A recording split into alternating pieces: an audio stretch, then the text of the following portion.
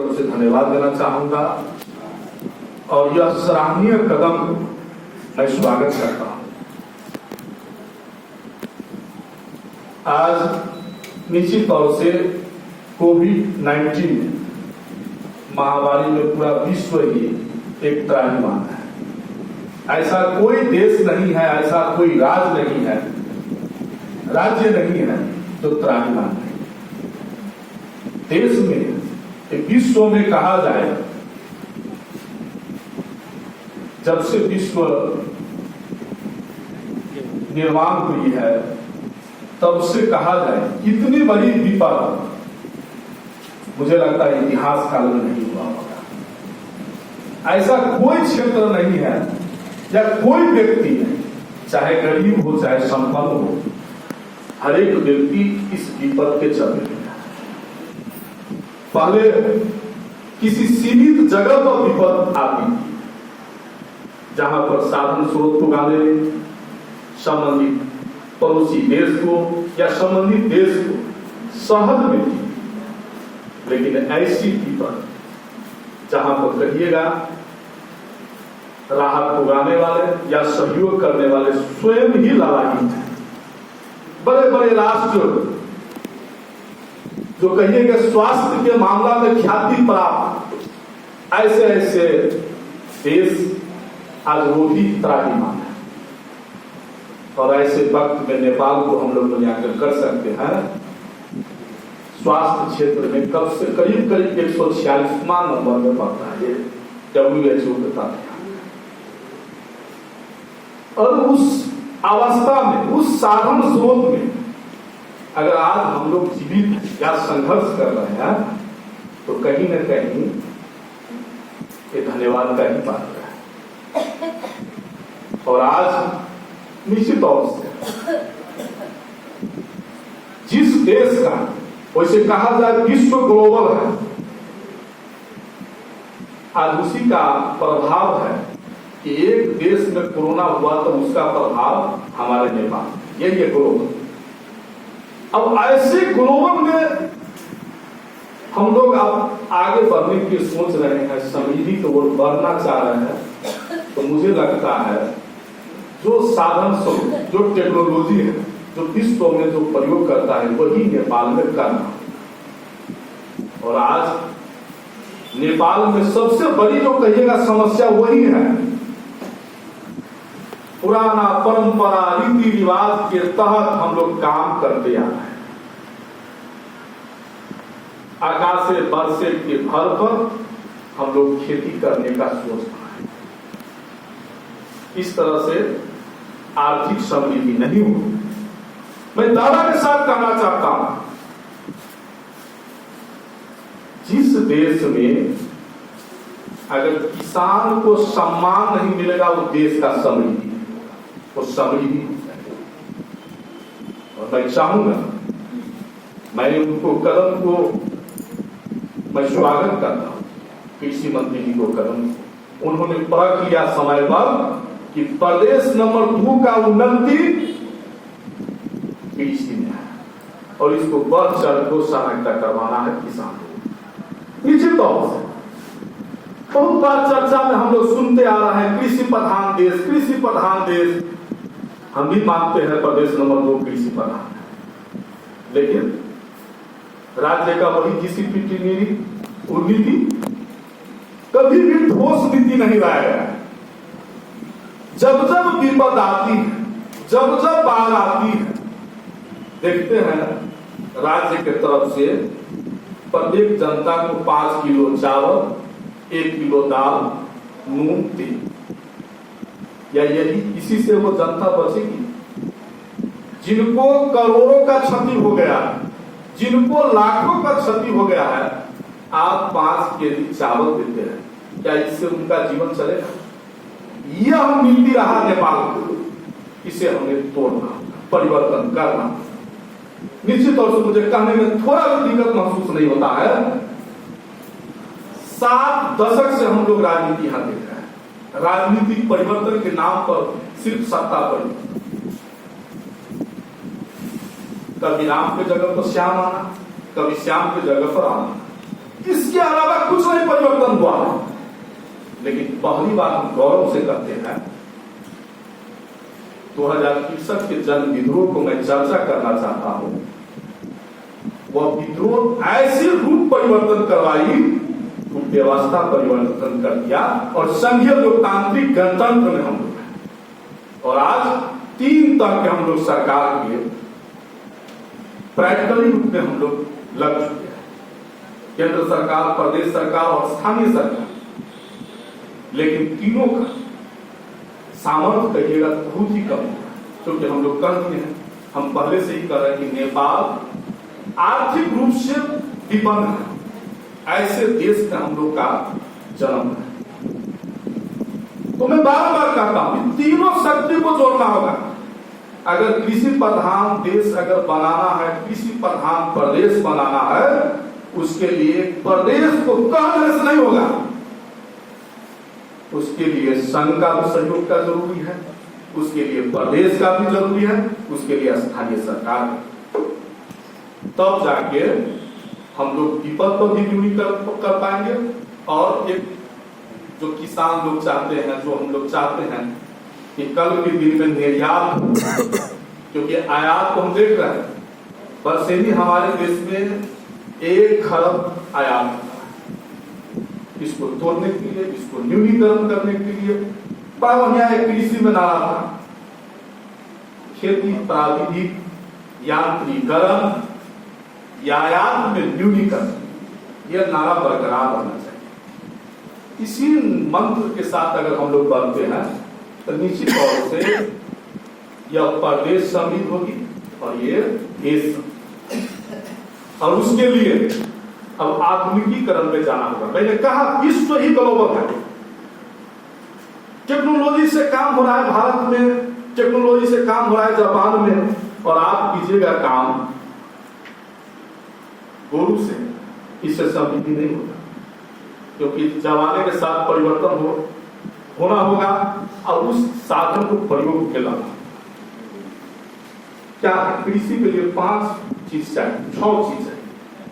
एक आपको भूमि, दूसरी कृषि सड़क, तीसरे सिंचाई, चौथे बीउ, 5वें मलखा और 6ठा बाजारीकरण। आज निश्चित तौर से मुझे दुख लगता है कि हम भूपरिवेष्ट राष्ट्र में हमारी सड़क मार्ग, हमारी रेल मार्ग न होने के कारण, या समुद्र हमारे देश के किनारे न होने के कारण, सीमाना में न होने के कारण, हम उत्पादन करके भी सही मूल्य नहीं ले पाए। ये दुखद पक्ष है। लेकिन मैं आप लोगों को प्रेरणा के साथ मैं कहना चाहता हूं, ऐसे ऐसे राष्ट्र हैं विश्व में जिनका देश में जो कहेगा भूपरिवेष्ट राष्ट्र है। स्विट्जरलैंड क्या भूपरिवेष्ट राष्ट्र है, आज वहां भी देखिए आज उन्नति है। 70 साल पहले नेपाल जैसे ही राष्ट्र थे, लेकिन आज मैं देखा किसी पेपर में घड़ी बनाकर, घड़ी बेचकर आज वो राष्ट्र। जापान 70-75 साल पहले क्या था?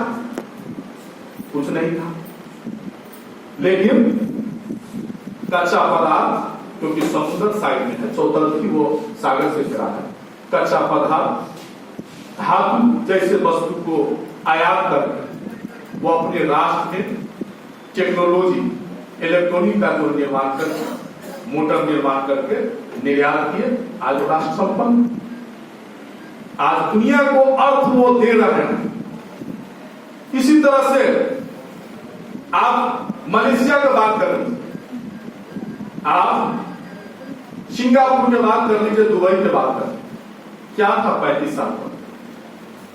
35 साल पहले मलेशिया में कुछ नहीं था, लेकिन औद्योगिक, इसके बाद कच्चा पदार्थ, इसके बाद आपको कहिएगा विभिन्न प्रकार के उद्योग खेती करके आप देखिए वो राष्ट्र संपन्न।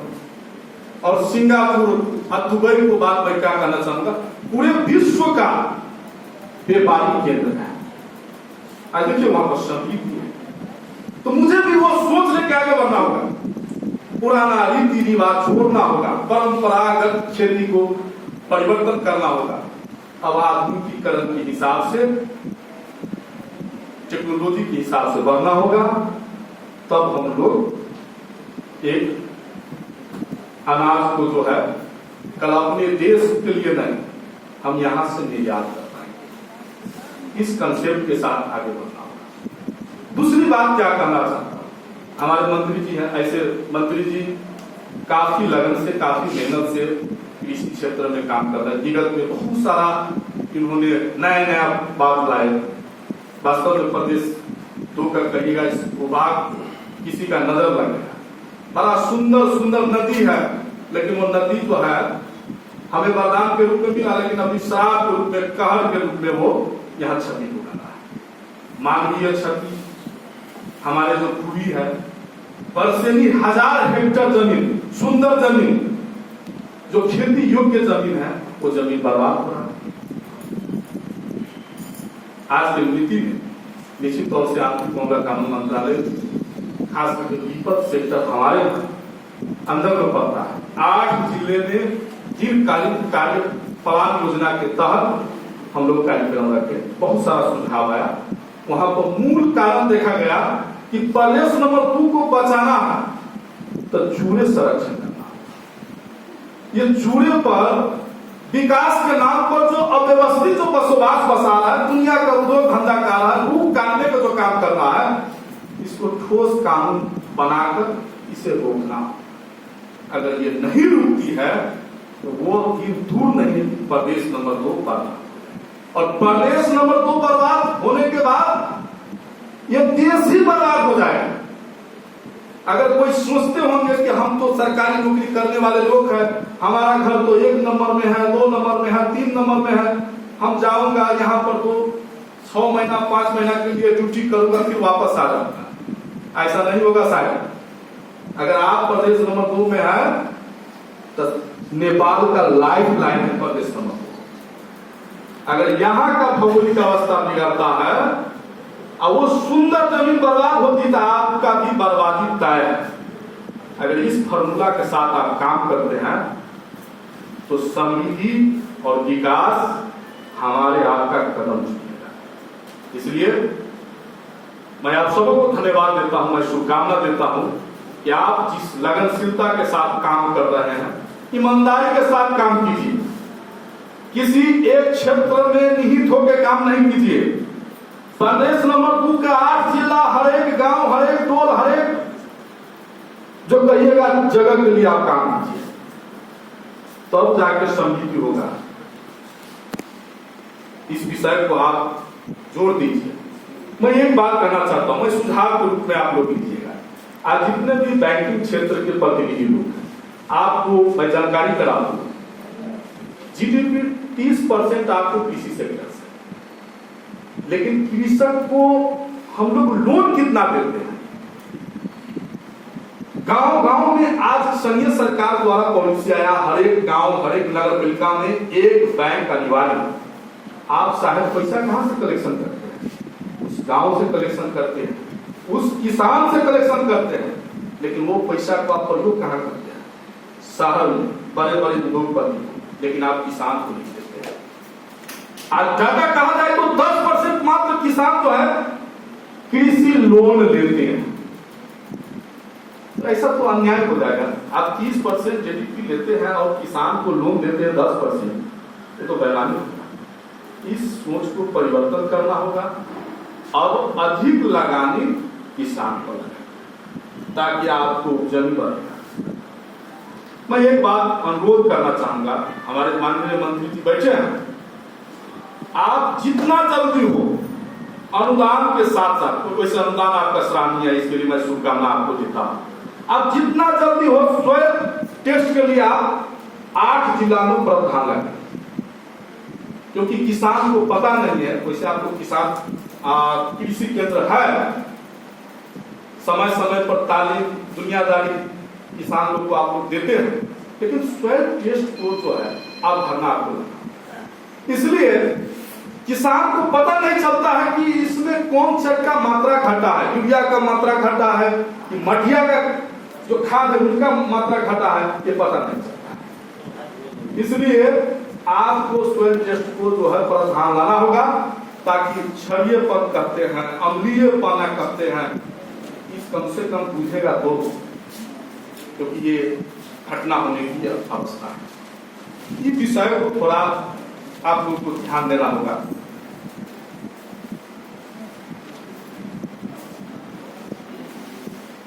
और एक बात मैं नोट करना चाहता हूं, बहुत सारा प्रदेश जो है अभ्यास में ला चुका है।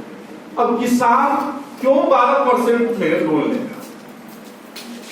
आज आपने पॉलिसी बनाया है कि 5 लाख तक का 12% छूट, यानी पूरे छूट। 5 लाख से 15 तक का आपने पॉलिसी बनाया है कि 50% छूट। 15 से 30 में बनाया है पॉलिसी 40% छूट, और 30 के बाद मंत्री परिषद का। मैं कहता हूं साहब को निर्णय हटा दीजिए, आप क्या कीजिए, प्रदेश नंबर 2 में 0 से लेकर 2% किसान को किस तरह से लोन मिलेगा, इस सिस्टम में अगर यह मिलती है तो आने वाले समय में